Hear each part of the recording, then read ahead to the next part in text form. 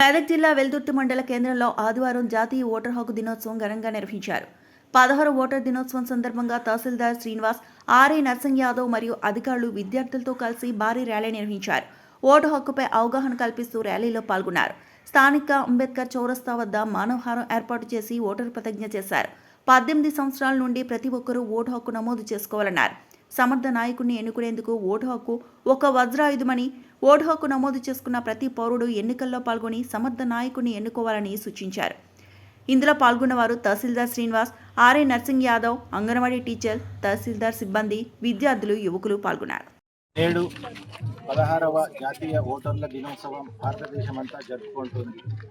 తెలంగాణ రాష్ట్ర ఎన్నికల అధికారి మరియు జిల్లా కలెక్టర్ గారి ఆదేశాల ప్రకారం నేడు వెల్దుర్తి మండలంలో జాతీయ ఓటర్ల దినోత్సవాన్ని పురస్కరించుకొని విద్యార్థులతో సహా తర్వాత బిఎల్ఓలు, కార్యాలయ సిబ్బంది అందరం కూడా గ్రామంలో ప్రచారం చేసి ఓటు హక్కు గురించి ప్రతి ఒక్కరికి వివరించలేనిది.